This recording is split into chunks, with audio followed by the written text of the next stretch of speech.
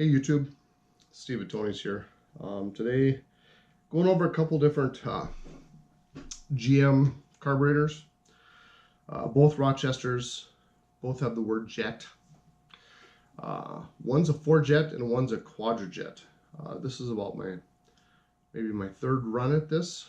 I've been still getting used to my GoPro. Picked up a new memory card yesterday, so hopefully that'll take care of the issues that I've been having. So in front of me is a quadra-jet, which if you've been underneath the hood of a Chevy 60s and 70s, 80s, you have basic knowledge of, or at least identification of. This came out of basically a junkyard or an old service station that's down the road from us that I've been kind of gathering goodies from. That's why it's so dirty. It's not a runner, it's a rebuilder, maybe. It's a 4-barrel. It's a spread bore 4-barrel. So it has two small primaries, 2 large secondaries, which makes the quadra-jet what it is.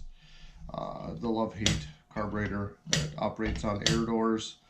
I'll go over that stuff when I disassemble this one. But what I want to focus on this video is this 4-jet that I found. The predecessor to the quadra-jet. Again, this is about my third or so video on this particular carburetor, so hopefully everything comes together and I can publish this. That's why there's no screws in here. But this is a good old Rochester 4-jet. My understanding was it was a 50s and 60s carb, early 60s, until GM spent the millions of dollars it took to engineer the quadra-jet that they ran for a couple decades. This is a 4-barrel carburetor. It's a square bore, so primaries and secondaries are basically the same size. It is a little different on the top, especially with the choke open, because you can see right down into the carburetor, into the venturis. The only thing that would obstruct that is well, I'll show you when I take the cover off here. We'll do this much. The only thing that would obstruct that would be the choke plate for the primaries, which the choke would be on the side here, 2 screws in an air passage, a hot air choke, which is pretty typical for some of the early ones. They either used hot air chokes or they used later with the quadra-jets thermal coil that as the intake heated up, it would open and close the choke. So this is the 4-jet. 13 screws holding the top on. Pretty basic stuff. I will lift this off and you'll see the first difference between this and a quadra-jet is that we have a plethora, a ton of float bowls or floats. We've got 4 floats on this. Oh, there with the accelerator pump. This carb has basically the floats surround the venturis. So in this case you have 2 needle-in seats, one on the front and one on the back, 4 floats, because you'll see how it's laid out when I show you the mid section here. The fuel inlet, like a quadra-jet's, in the front, and then it continues through and around, basically on top of the carburetor, around and to the back. It's interesting looking at some of these old castings. You know, it's got a plug here for this straight run. It's got a plug here for that straight run. It's got a plug here for that straight run. So anytime there's a passage that needs to be machined, there's a straight run and a plug on the end. Whether those caused issues or not, potentially, possibly. I haven't read up a lot of these. I don't know if many people run these anymore, unless they're doing some kind of restoration where they require this particular carburetor. But I'm going to pick up the accelerator pump here. Okay, so very similar to anything you'd find today with the seal and the spring. Put that off to the side. So again, we have the top plate that would have the choke on it and the floats. One thing I should point out is there's a rod with a spring on it. This rod should go up and down, but it's seized right now. This rod acts like a power valve would in a Holly, in that it's vacuum controlled. So when the vacuum overtakes this spring, which is set at a certain inches of mercury, it releases a valve that's inside the carburetor, inside the float, to allow more fuel in. So in cruising, high vacuum situations where the engine is producing a lot of vacuum, this is up so that the valve is shut. I'll show you the valve in a second. So just remember that as I get into the mid body here. As far as what's inside of here, there's needle and seats, and I've torn this apart a couple times trying to get this video done. Needle and seat, or jets, similar to any modern carburetor, front and rear. We also have underneath the accelerator pump a check ball and a weight. Again, very similar to anything modern.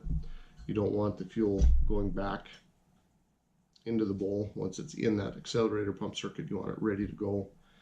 Secondaries, if we take the secondary booster out, 3 screws holding that on. There's 2 brass tubes that are drilled, cross-drilled through on each side to allow the fuel to be sucked up into those tubes with the Venturi effect, which is when the air speeds up in the middle of the carburetor and it pulls fuel in through that booster, through the secondary flow bowl, which I'll show you as soon as I can flip this thing on its side.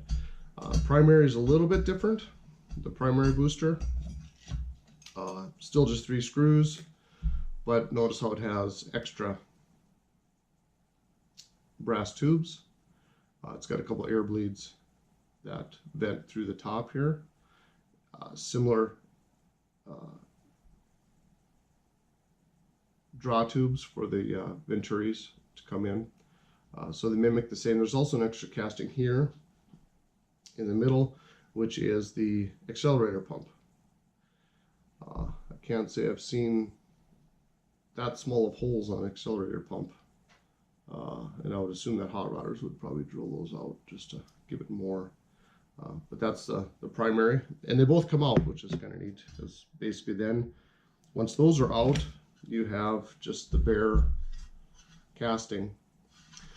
Notice, again, how this is all float bowl for the secondaries. This is all float bowl for the primaries. So there's a lot of fuel capacity, unlike the Qjet, which in the next video you'll see that if you're not familiar with that.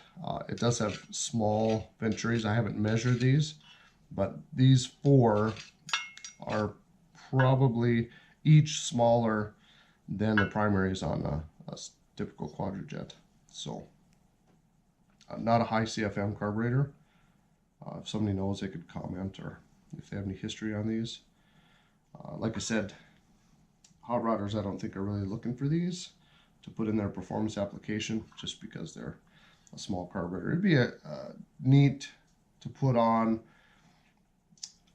like a straight 6 with a square bore intake, like an Offenhauser intake. It'd be a neat looking carb on there, and it would give you the 4 barrels that you're looking for, provided that the aftermarket is strong enough to get a good kit into it.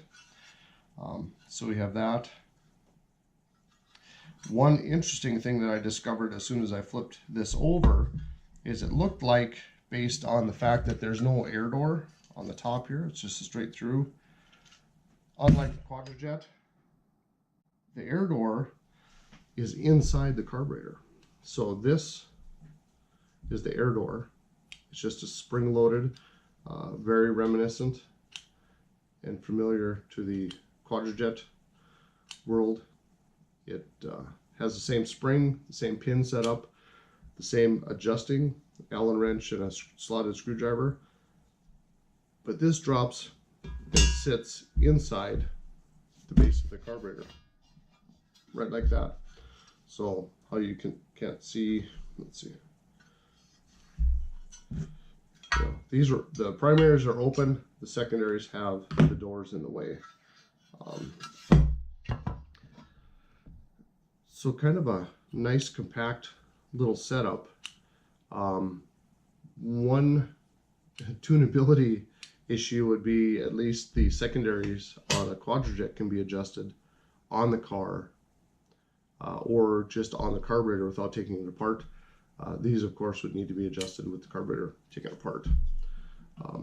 But it was a bit of a surprise. I didn't think that it had any air door. It looked to be a mechanical secondary. So again, it's a Rochester 4Jet and it shares a lot of the basic features of the Qjet. So that's the air door. I talked earlier about that rod that had the spring on it that was vacuum controlled. This is what sits underneath that rod. It's a spring-loaded valve, kind of like a needle in seat, spring-loaded. So its natural state is closed, not allowing fuel to go through. So when there's a high vacuum situation in the engine, such as idle or cruise, this is closed and it's just drawing air through the pickup tubes. When you mash the throttle or it's a low vacuum situation for the engine, that spring overtakes the rod and it pushes down on this little valve, which opens it up to the fuel in the bottom of the float bowl, allowing that to be drawn into the engine as additional fuel. Like I said, similar to a power valve on a Holly, this will open and allow more fuel in for that extra shot. So between the accelerator pump, which only works on an off idle, if you're mid throttle, you're only going to get a smaller shot of fuel because of where the plunger is placed. This valve will allow additional fuel to come in. And like I said, under wide open throttle, you want as much fuel going through the carburetor as possible. This is acting like extra jet sizes so that you get as much fuel through as possible to meet the performance needs. So again, this is the middle with that crazy little air door. That's something I didn't expect. And then we have the base plate. This thing is cast iron. It is one monster. I bet, well, hopefully people didn't break the wings off of these like they do off the new stuff, but yeah, it's pretty heavy. Just like any other 2-barrel, 4-barrel carburetor, these secondaries are rusted shut right now. But we've got a couple vacuum ports, a manifold vacuum, and